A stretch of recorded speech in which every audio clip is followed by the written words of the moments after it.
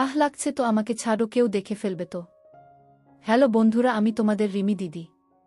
কেমন আছো তোমরা সবাই? আশা করি অনেক অনেক ভালোই আছো। আর তোমাদের ভালোবাসায় আমিও অনেক ভালো আছি, কারণ তোমরা আমাকে যে পরিমাণে ভালোবাসা দিয়েছ এবং সাপোর্ট দিয়েছ তা আমি কোনোদিন ভুলতে পারবো না। তাই তোমাদেরকে মজা দেওয়ার জন্য আবারও একটি নতুন গল্প নিয়ে হাজির হলাম। গল্পটি শোনার মতো, আশা করি তোমাদের দাঁড়িয়ে যাবে এবং তোমরা হাতের কাজ করতে সবাই হেডফোন নিয়ে বসে যাও।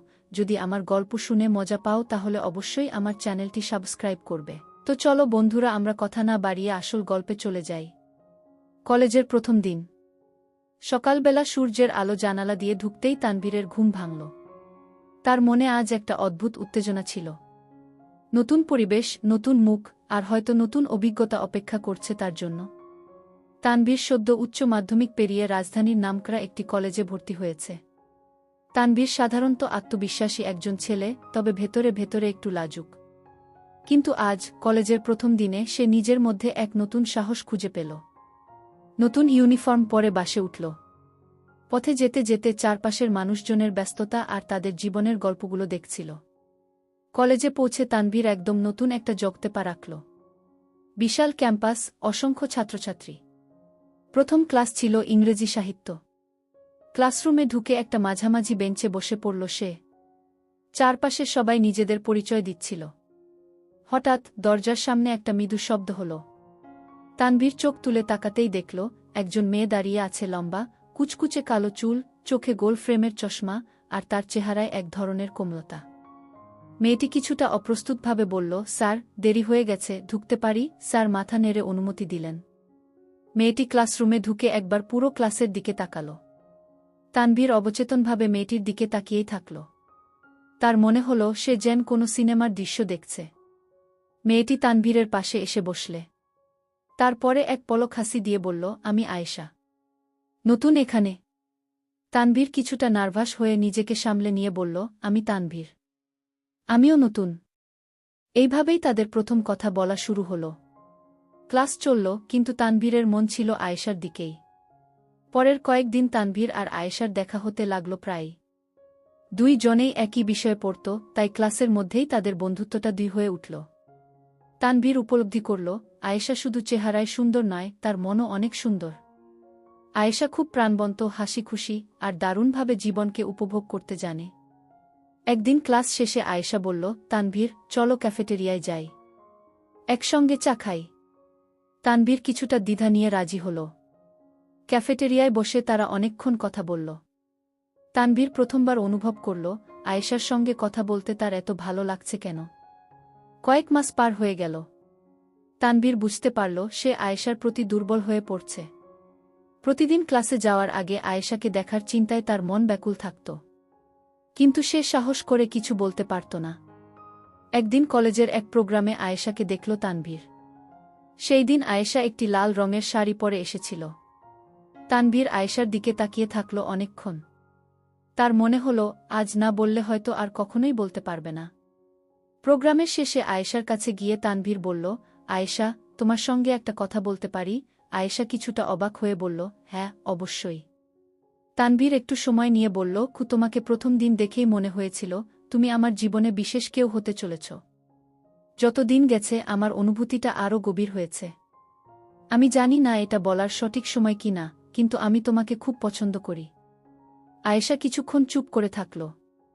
তারপর হালকা হেসে বলল, তানভীর, আমিও তোমার প্রতি ঠিক একই রকম অনুভব করি। কিন্তু আমি অপেক্ষা করছিলাম তুমি কবে বলবে। তানভীরের চোখে আনন্দের ঝিলিক ফুটে উঠল। তারা দুই জন মিলে একটা নতুন যাত্রা শুরু করল। প্রেমের তাদের সম্পর্ক নিয়ে কলেজ জীবনে অনেক গল্প, হাসি, মজা, আর কিছু ছোটখাটো ঝগড়াও হয়েছিল। তবে তাদের ভালোবাসা ছিল গভীর। কলেজ শেষ হওয়ার পরে তারা নিজেদের ভবিষ্যৎ নিয়ে পরিকল্পনা করা শুরু করল। কয়েক বছর পরে তাদের সম্পর্ক আরও দৃঢ় হল। তাদের ভালোবাসার গল্পটা শুরু হয়েছিল কলেজের প্রথম দিন, আর সেই গল্পটা আজও চলছে। তারা দুই জনই বুঝতে পেরেছিল জীবনে প্রথম প্রেম সবসময় বিশেষ কিছু হয়ে থাকে। কলেজের প্রথম দিনটা ছিল তানভীরের জন্য অনেকটাই স্বপ্নের মতো। উচ্চমাধ্যমিকের গণ্ডি পেরিয়ে দেশের সেরা কলেজে ভর্তি হওয়াটা তার জন্য যেমন আনন্দের, তেমন নতুন পরিবেশের ভিতরে ঢুকে পড়ার ভয়ও ছিল। সকালে বাসা থেকে বেরিয়ে ক্যাম্পাসে পা রাখা মাত্রই সে বুঝল এখানকার জীবন একদমই আলাদা। বিশাল ক্যাম্পাস, অজস্র মানুষ, আর জেন এই এক নতুন পৃথিবী। তানভীর ধীরে ধীরে ক্লাসরুমে গিয়ে একটা মাঝের বেঞ্চে গিয়ে বসে। ক্লাস শুরু হতে না হতেই দরজায় একটি মেয়ের উপস্থিতি তানভীরের মনোযোগ কেড়ে নেয়। মেয়েটি ধীরে ধীরে ক্লাসরুমে ঢুকে স্যারের কাছে দেরি হওয়ার জন্য ক্ষমা চাইল। তারপরে একবার চারপাশে তাকিয়ে একটা ফাঁকা জায়গা খুঁজে নিয়ে তানভীরের পাশেই বসে। মেয়েটির চেহারায় এমন এক কোমলতা আর আত্মবিশ্বাস ছিল যা তানভীরকে মুহূর্তেই মুগ্ধ করে। আমি আয়েশা, হালকা হেসে বলল মেয়েটি। তানভীর নিজের নামটি বলতে গিয়ে একটু নার্ভাস হয়ে পড়ল। এইভাবেই তাদের প্রথম আলাপ।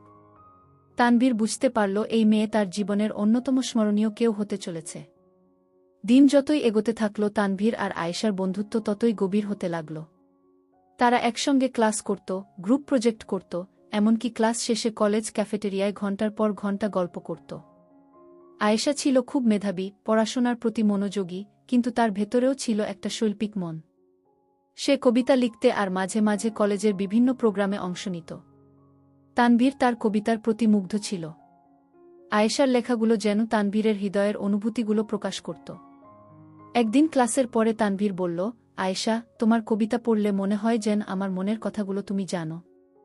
আয়েশা হেসে বলল, মনে হয় আমাদের চিন্তাগুলো কোথাও না কোথাও মিল আছে। এই কথায় তানভীরের মনে এক নতুন অনুভূতির জন্ম নিল। তানভীর ধীরে ধীরে উপলব্ধি করতে শুরু করল যে আয়েশার প্রতি তার অনুভূতিটা শুধুমাত্র বন্ধুত্বের নয়। তার হৃদয় যেন প্রতিদিন আয়েশার হাসির অপেক্ষায় থাকে। তবে সে বুঝত না কিভাবে তার অনুভূতিগুলো আয়েশাকে জানাবে। একদিন কলেজের লাইব্রেরিতে পড়তে গিয়ে তানভীর লক্ষ্য করল আয়েশা একা একটি বই পড়ছে। তার মুখের উপর বইয়ের পাতার আলো প্রতিফলিত হচ্ছিল, যা তাকে যেন আরও মায়াবী করে তুলেছিল। তানভীর নিজেকে আর ধরে রাখতে পারল না। আয়েশা, বলে উঠল তানভীর। হ্যাঁ, আয়েশা মুখ তুলে তাকাল। তোমার সঙ্গে একটু কথা বলতে চাই, তানভীর বলল। অবশ্যই। তানভীর গভীরভাবে বলল, তোমাকে প্রথম দিন দেখার পর থেকেই মনে হয়েছিল তুমি অন্যরকম। যতই তোমার সঙ্গে সময় কাটাই ততই বুঝতে পারি তুমি আমার কাছে কতটা গুরুত্বপূর্ণ। আমি জানি না তুমি কি ভাবো, কিন্তু আমি তোমাকে পছন্দ করি। সত্যিই পছন্দ করি। আয়েশা কিছুক্ষণ চুপ করে থাকল। তারপর মৃদু হেসে বলল, তানভীর, আমিও তোমাকে পছন্দ করি। তবে আমাদের সম্পর্কের ভিত্তি বন্ধুত্বের ছিল, তাই তোমাকে কখনো বলতে পারিনি। কিন্তু আজ যখন তুমি বললে, আমার মন যেন হালকা হয়ে গেল। তানভীর আনন্দে ভরে উঠল। তাদের বন্ধুত্বের সম্পর্ক এইবার আরও গভীরে গিয়ে প্রেমে রূপ নিল। তানভীর আর আয়েশার প্রেম যেন তাদের কলেজ জীবনের প্রতিটা মুহূর্তকে সুন্দর করে তুলল। তারা একসঙ্গে পড়াশোনা করত, ক্যাম্পাসের প্রতিটি জায়গায় ঘুরে বেড়াত। তানভীর মাঝে মাঝে আয়েশার জন্য ছোট ছোট চমক তৈরি করত, কখনো ফুল দিয়ে, কখনো তার প্রিয় বই এনে। একদিন তানভীর আয়েশাকে নিয়ে কলেজের পাশের একটি পার্কে গেল। সেখানে বসে সূর্যাস্ত দেখতে দেখতে আয়েশা বলল, তানভীর, তুমি কি জানো, জীবনটা কখনো কখনো খুব কঠিন হয়ে যায়। কিন্তু তোমার সঙ্গে সময় কাটানোর পর মনে হয় সবকিছু ঠিক হয়ে যাবে। তানভীর আয়েশার হাত ধরে বলল, আমিও চাই তোমার জীবনের প্রতিটা মুহূর্তে তোমার পাশে থাকতে, সুখে দুঃখে সবসময়। তাদের প্রেম শুধু মধুর ছিল না, বরং পরস্পরের প্রতি এক অদ্ভুত নির্ভরতা তৈরি করেছিল। কিন্তু কোনো সম্পর্কই পুরোপুরি নিখুঁত নয়। একদিন কলেজের একটি প্রোগ্রামে আয়েশার কবিতা পড়ার সময় তানভীর একটু দেরি করে উপস্থিত হল। আয়েশা তখন খুব রাগান্বিত হল। তোমার জন্যই আমি আমার কবিতা পড়ার সময় মনোযোগ হারিয়েছি, আয়েশা রাগে বলল। তানভীর কিছুটা দুঃখ পেল, তবে সে ধৈর্য ধরে বলল, আমার ভুল হয়েছে, আমি বুঝতে পারছি। কিন্তু আমি তোমার পাশে ছিলাম আর সবসময় থাকব। তাদের মধ্যে ছোটখাটো কিছু ভুল বোঝাবুঝি হলেও তানভীর আর আয়েশার সম্পর্ক কখনো ভাঙেনি। বরং এই ছোট ছোট ঝগড়া তাদের সম্পর্ককে আরও মজবুত করেছে। কলেজের শেষ দিনটা তাদের জন্য ছিল সবচেয়ে আবেগঘন। পুরো ক্লাস মিলে বিদায় অনুষ্ঠান আয়োজন করেছিল। আয়েশা তার প্রিয় কবিতা শেষ দেখা পড়ে শোনাল। সেই কবিতায় যেন তাদের সম্পর্কের গল্পটাই লুকিয়েছিল। বিদায়ের সময় আয়েশা তানভীরকে বলল, আমাদের কলেজ জীবন হয়তো শেষ হয়ে গেল, কিন্তু আমি চাই আমাদের সম্পর্কটা যেন কখনো শেষ না হয়। তানভীর বলল, আমিও চাই আমাদের এই গল্পটা জীবনের গল্প হয়ে উঠুক। তানভীর আর আয়েশার প্রেম শুধু কলেজ জীবনের মধ্যেই সীমাবদ্ধ থাকেনি। তারা পরবর্তী জীবনে একে অপরকে আগলে রেখেছিল। তাদের ভালোবাসার গল্পটা ছিল একদম সাদাসিধে তবে গভীর অনুভূতিতে ভরা। আজও তানভীর আর আয়েশা তাদের সন্তানদের কাছে এই গল্পটি বলে। তারা তাদের জীবনের প্রথম প্রেমের স্মৃতিগুলোকে যত্ন করে ধরে রেখেছে, যেন জীবনের প্রতিটি মুহূর্তে সেই সময়টাকে নতুন করে অনুভব করতে পারে। বন্ধুরা, আজকের ভিডিওটা এখানেই শেষ করলাম। অনেক কষ্ট করে ভিডিওটি আপনাদের জন্য বানিয়েছি।